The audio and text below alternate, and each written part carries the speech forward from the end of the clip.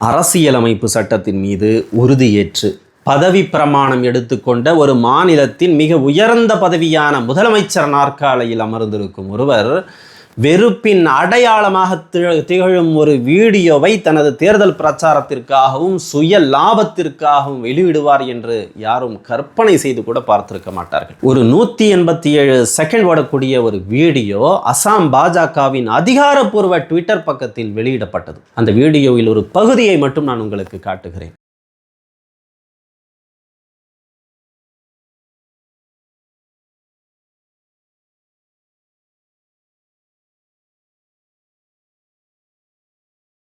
இவர் முதலமைச்சர், கைகளில் துப்பாக்கி உள்ளது, குறி பார்க்கிறார்.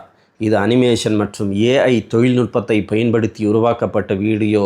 துப்பாக்கியில் இருந்து குண்டு பாய்கிறது. எதிரில் ஒரு சிறுவனும் ஒரு வயதான இஸ்லாமியரும் இருக்கிறார்கள். குண்டு நேராக சென்று அந்த இலக்கை தாக்குகிறது.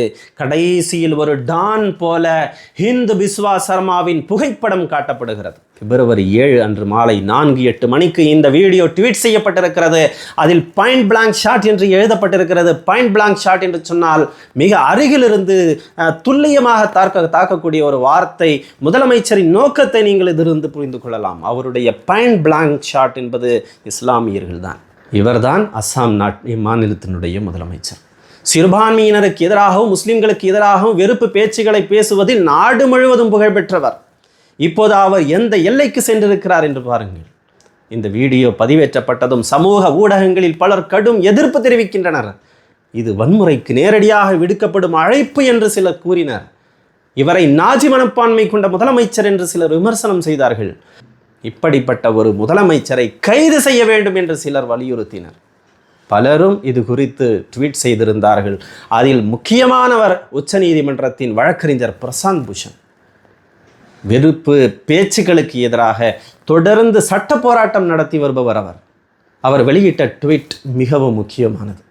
உச்சநீதிமன்றம் இந்த விவகாரத்தில் தானாக முன் வந்து நோட்டீஸ் அனுப்ப வேண்டும். இந்த பதிவுக்கு பொறுப்பான பாஜக நிர்வாகிகளை கைது செய்ய வேண்டும். இது ஒரு தீவிரமான கிரிமினல் குற்றம் என்று, அது மட்டுமல்லாமல் எதிர்கட்சியைச் சேர்ந்தவரோ அல்லது வேறு யாராவது இது போன்ற ஒரு வீடியோ போட்டிருந்தால் அவர்கள் இந்த நேரம் UAPA சட்டத்தில் சிறையில் அடைக்கப்பட்டிருப்பார்கள் என்றார். ஆனால் அரசியலமைப்பு பதவியில் இருக்கும் ஒரு முதலமைச்சரே இப்படி செய்கிறார் என்று அவர் அதில் ஆதங்கப்பட்டிருந்தார். இதை நாம் பாசிசம் என்று சொல்லாமல் விட்டால் நாம் அனைவரும் வெறுப்புணர்வை ஆதரிக்கும் கும்பலை சேர்ந்தவர்களாக மாறிவிடுவோம் என்ற அர்த்தத்தில் இந்தியா டுடேயின் நிர்வாக ஆசிரியர் பிரீத்தி சௌத்ரி கூறியிருக்கிறார். சமூக வலைதளங்களில் எழுந்த கடும் கொந்தளிப்பு மற்றும் இந்த விவகாரம் உச்சநீதிமன்றம் வரை செல்லக்கூடும் என்கின்ற அந்த பயத்தின் காரணமாக இது டெலீட் செய்யப்பட்டிருக்கலாம். ஏனெனில் இது சாதாரணமான விஷயம் அல்ல. இதை செய்தது ஏதோ ஒரு சாதாரண கட்சியின் தொண்டரோ அல்லது கடைநிலை தலைவரோ அல்ல. அஸ்ஸாம் மாநிலத்தின் அதிகாரத்தின் உச்சியில் அமர்ந்திருக்கும் முதலமைச்சரே இப்படி இஸ்லாமியர்களை குறிவைத்து சுடுவதைப் போல ஒரு காட்சி காட்டப்பட்டால் ஆட்சியின் கீழ் உள்ள அரசு துறையினரும் காவல்துறையினரும் இப்படி செயல்படுவார்கள். ஹிமந்த் பிஸ்வா சர்மா யோகி ஆதித்யநாத்துடன் போட்டி போடுகிறார். சில சமயங்களில் அவரையே மிஞ்சி விடுகிறார்.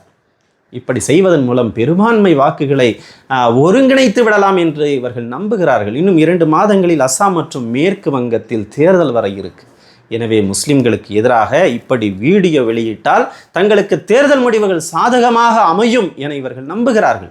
2-3 நாட்களுக்கு முன்னால் அஸ்ஸாமில் 43 அறிவுஜீவிகள் ஒன்று சேர்ந்து, அதில் IAS IPS அதிகாரிலாம் இருக்கிறாங்க, அவங்கெல்லாம் ஒன்று சேர்ந்து கவுஹாத்தி உயர்நீதிமன்றத்தினுடைய நீதிபதிக்கு ஒரு கடிதத்தை எழுதுகிறார்கள்.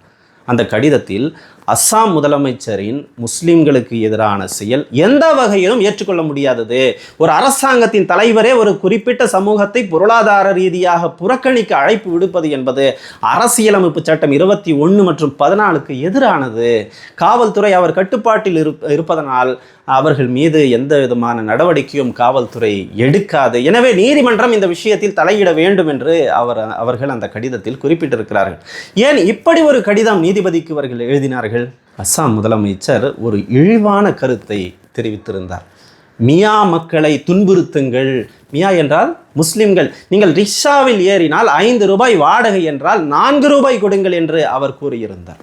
ஒரு முதலமைச்சர் தன் மாநில மக்களிடம் ஏழை ரிக்ஷா ஓட்டுநரான இஸ்லாமியர்களிடம் குறைவான பணத்தை கொடுங்கள் என்று நாட்டு மக்களுக்கு அழைப்பு விடுக்கிறார் என்றால் யோசித்து பாருங்கள். எனவேதான் பாஜக ஆளும் வட மாநிலங்களில் முஸ்லிம் ரிக்ஷாக்காரர்கள், வியாபாரிகள், உணவக உரிமையாளர்கள் துன்புறுத்தப்பட்டு வருகிறார்கள். தாடியும் தொப்பியையும் பார்த்தாலே பஜ்ரங்கல் போன்ற அமைப்பினர் அவர்கள் பின்னால் வந்து விழுந்து விடுகிறார்கள்.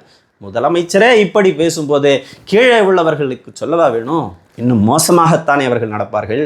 அந்த மாநிலத்தில் நிலவும் வேலைவாய்ப்பின்மை, விலை உயர்வு போன்ற முக்கிய பிரச்சனைகளை மறைக்கத்தான் அஸ்ஸாம் முதலமைச்சர் இது போன்ற விஷயங்களை கையில் எடுக்கிறார். காய்கறி ஜிஹாத், ஃபெர்டிலைசர் ஜிஹாத், லேண்ட் ஜிஹாத், வெள்ள ஜிஹாத் என பல விதமான ஜிஹாதுகளை அந்த மாநிலத்தில் இவர் அறிமுகப்படுத்தியிருக்கிறார். கடந்த 2023 காய்கறி விலை உயர்ந்த போது மியா வியாபாரிகள் தான் அசாம் மக்களிடம் அதிக விலையை வசூலிக்கிறார்கள். அவர்கள் உரம் ஜிஹாத் செய்கிறார்கள், யூரியாவை கலந்து மக்களை நோயாளியாக மாற்றுகிறார்கள் அப்படின்னு சொன்னார். அதே போல் கவுஹாத்தியில் வெள்ளம் ஏற்பட்ட போது இது வெள்ள ஜிஹாத், மியா முஸ்லிம்கள் இதை செய்கிறார்கள் என்றார். நான் முதலமைச்சராக இருக்கும் வரைக்கும் லேண்ட் ஜிஹாதை அனுமதிக்கவே மாட்டேன் என்றார். இப்படி தொடர்ந்து வெறுப்பு பேச்சுக்களை பேசி வரும் அவர் மீது யார் நடவடிக்கை எடுப்பது? ஹர்ஷ்மந்தர் என்ற ஓய்வு பெற்ற IAS அதிகாரி சிறுபான்மையினருக்கு எதிராக இவர் செயல்படுகிறார் என்று சொல்லி அஸ்ஸாம் மாநிலத்தின் முதல்வர் மீது FIR பதிவு செய்தார் டெல்லிக்கு போய். அதற்கு பதிலளித்த இந்த ஹேமந்த் பிஸ்வா என்ன சொல்கிறார் அப்படின்னு சொன்னால், நீ ஒரு FIR தான் என் மேலே போட்டிருக்க, நான் உன் மேலே 100 FIRகள் பதிவு செய்ய போகிறேன் என்று மிரட்டுகிறார். இவர் பிரதமர் மோடி மற்றும் அமித்ஷாவின் செல்ல பிள்ளையாம். அதனால தான் இவருக்கு இவ்வளவு துணிச்சல். அஸ்ஸாம் மற்றும் வங்காள தேர்தல்களில் வெற்றி பெற முஸ்லிம்களுக்கு எதிரான அஜெண்டாவை தவிர இவர்களுக்கு வேறு வழி தற்போது இல்லை. இன்னும் 2 மாதங்களில் தேர்தல் வரவுள்ள நிலையில் இவர்கள் என்னவெல்லாம் செய்ய போகிறாங்க என்பதை பொறுத்திருந்து தான் பார்க்க வேண்டும். இறைவன் நாடினால் அடுத்த வீடியோவில் சந்திக்கலாம். நன்றி.